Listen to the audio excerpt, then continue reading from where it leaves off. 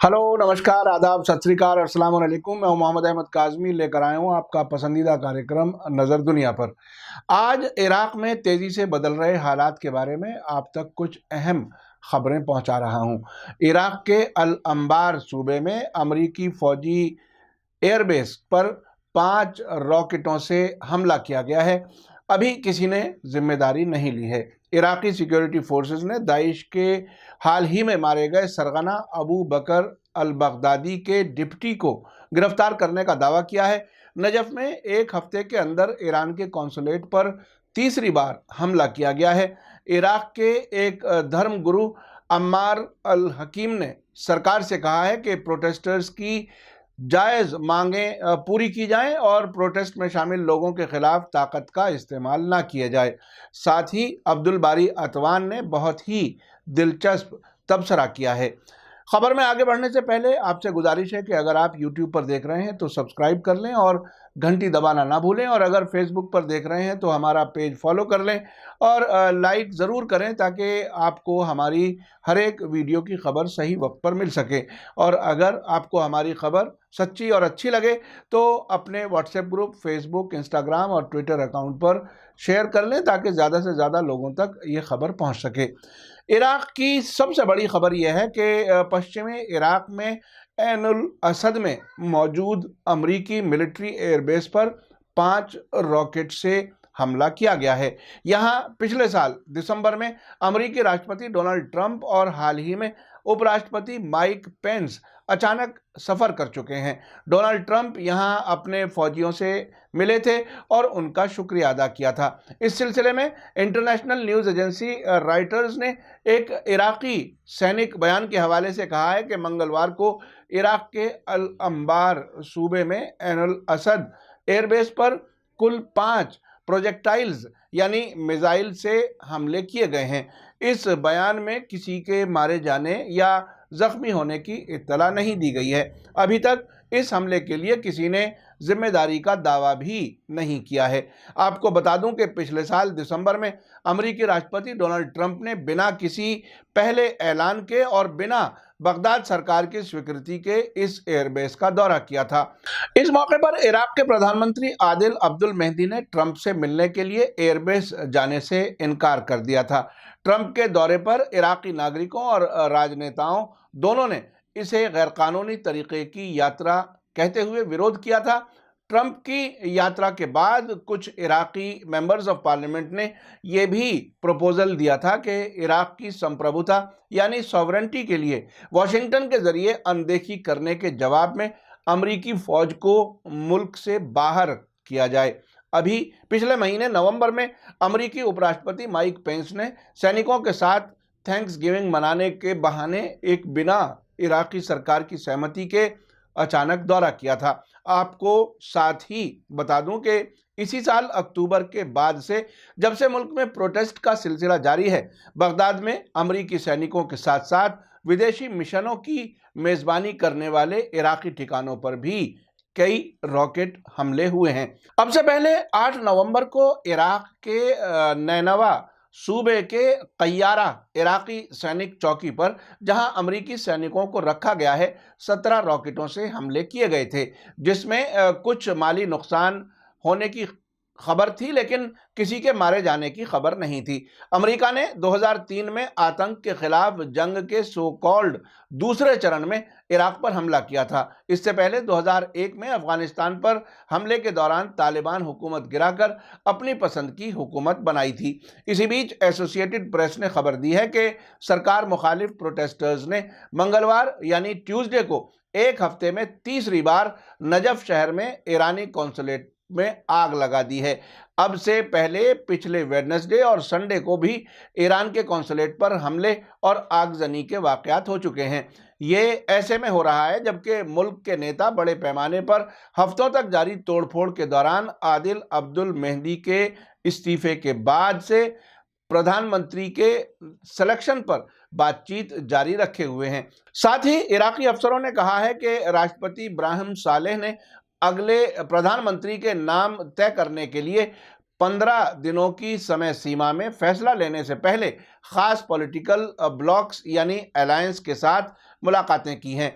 प्रधानमंत्री आदिल अब्दुल मेहदी ने फ्राइडे को अपना इस्तीफा दिया था। इस दौरान हार्डलाइन समझे जाने वाले शिया धर्मगुरु मुक्तदा सद्र के नेतृत्व में सायरून ब्लॉक ने राष्ट्रपति सालेह को एक खत लिखकर कहा है कि उन्होंने प्रदर्शनकारियों यानी प्रोटेस्टर्स को अपनी पसंद के मुताबिक नए प्रधानमंत्री को सपोर्ट करने का हक दिया है। अल अरेबिया की एक और खबर में कहा गया है कि इराकी सिक्योरिटी फोर्सेस ने बगदाद के नॉर्थ में किरकुक गवर्नरेट में एक कार्रवाई के दौरान दाइश के हाल ही में मारे गए नेता अबू बकर अल बगदादी के उप प्रमुख यानी डिप्टी को गिरफ्तार किया है। गिरफ्तार किए गए नेता की तस्वीरें इराकी सिक्योरिटी मीडिया सेल के ट्विटर पर दी गई हैं, जिनमें कहा गया है कि दाइश के उप नेता को गलत पहचान पत्र के साथ पकड़ा गया है। इराकी बयान में कहा गया है कि किरकुक सूबे में हवीजा पुलिस की एक इकाई ने एक अपार्टमेंट के अंदर अबू खल्दौन के तौर पर पहचाने जाने वाले टेररिस्ट को गिरफ्तार किया है। उसके पास शलान ओबैद के नाम से एक गलत पहचान पत्र पाया गया है। इस अपराधी ने अल बगदादी के तहत डिप्टी के तौर पर काम किया था। पहले वो सलाहुद्दीन सूबे का सो कॉल्ड कमांडर था। इधर इराकी न्यूज़.com ने खबर दी है कि धर्मगुरु अम्मार अल हकीम ने पीसफुल प्रोटेस्टर्स की जायज़ मांगों को पूरा करने के लिए सरकार से अपील की है और साथ ही प्रोटेस्टर्स को तितर बितर करने के लिए ताकत के इस्तेमाल को कंडम किया है। अल हकीम ने मंगलवार को चीनी और फ्रांसीसी एम्बेसडर्स के साथ अलग अलग मुलाकात करते हुए कहा कि हर शहरी को पीसफुल प्रोटेस्ट और अपने हक मांग करने का मुल्क के कॉन्स्टिट्यूशन ने इख्तियार दिया है। एक तरफ जब इराक में ये सब कुछ हो रहा है और इराक को ईरान के दोस्त मुल्क के तौर पर गड़बड़ी कराई जा रही है इराक के अंदर, इस सब के बीच लंदन के अरबी भाषा के अखबार रायल यौम के एडिटर और वरिष्ठ पत्रकार अब्दुल बारी अतवान ने अपने ताज़ा लेख में ओमान के विदेश मंत्री के ईरान दौरे पर कमेंट करते हुए कहा है कि ईरान ने खाड़ी के मुल्कों के लिए हॉर्मुज शांति योजना यानी हॉर्मुज पीस प्रपोजल पेश किया है। ओमान के विदेश मंत्री तेहरान की यात्रा पर हैं और शायद वो सऊदी अरब का कोई पैगाम लेकर ईरान गए हैं, जो हकीकत में 2 हफ्ते पहले सऊदी अरब के उप रक्षा मंत्री यानी डिप्टी डिफेंस मिनिस्टर खालिद बिन सलमान की मस्कत की अचानक यात्रा का नतीजा हो सकता है, ताकि ट्रंप की तरफ से जारी ब्लैकमेलिंग रोकी जा सके। खालिद बिन सलमान के बारे में बताऊं, ये मोहम्मद बिन सलमान जो क्राउन प्रिंस हैं उनके भाई हैं और लंबे अरसे तक अमेरिका में सऊदी अरब के एम्बेसडर रह चुके हैं और हाल ही में उन्हें यमन जंग ख़त्म करने बंद करने की जिम्मेदारी दी गई है और वो इस सिलसिले में कोशिशें कर रहे हैं। उसी कोशिश के तहत ऐसा लगता है कि वो ओमान आए थे और ओमान के फॉरेन मिनिस्टर तेहरान में बात करने के लिए गए हैं। ऐसे अब से पहले भी कई इशारे आ चुके हैं कि यूनाइटेड अरब एमिरेट्स, जिन्होंने अपने डेलीगेशन अब से पहले वहाँ ईरान भेजे भी हैं, और सऊदी अरब अब ईरान से ताल्लुकात बेहतर करने की कोशिश कर रहे हैं। इसमें बीच में कुछ मुल्कों को लाया जा रहा है।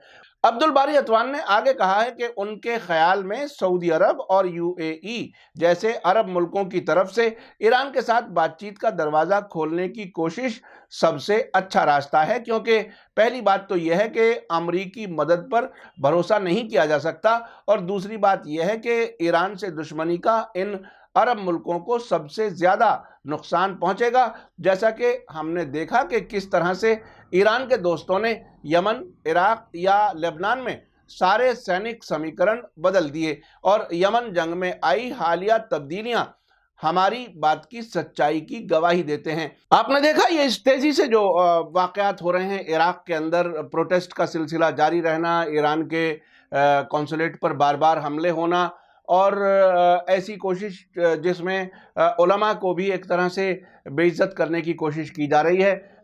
किसी वेबसाइट ने तो आयतुल्लाह सिस्तानी के बारे में भी कुछ ऐसी चीज़ें लिखी हैं जो वेस्टर्न वेबसाइट्स हैं, तो वो एक ख़ास तरफ ले जाने की कोशिश की जा रही है। लेकिन इस बीच में जो ईरान और सऊदी अरब के बीच में कोई बातचीत का सिलसिला सामने नज़र आ रहा है। इससे कुछ हालात बेहतरी की तरफ जाने के इम्कान लग रहे हैं। और ओमान ऐसा मुल्क है जो कतर वाले मामले में ओमान और कुवैत, ये दोनों सऊदी अरब के कहने पर कतर से ताल्लुकात इन्होंने ख़त्म नहीं किए, और अरब मुल्कों में इन दोनों मुल्कों के ईरान से बेहतर ताल्लुकात समझे जाते हैं। तो मुझे ऐसा लगता है कि ओमान की तरफ से जो एक कोशिश हो रही है हो सकता है किसी हद तक कामयाब हो जाए। इसी के साथ मुझे दीजिए इजाज़त। धन्यवाद, थैंक यू, शुक्रिया। जय भारत, जय हिंद।